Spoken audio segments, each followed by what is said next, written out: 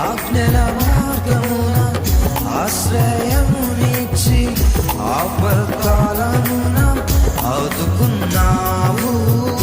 ఆత్మీయులతో ఆనందింపచేసి ఆనంద తైలముతో అభిషేకించావు. నా ఆశ తీరా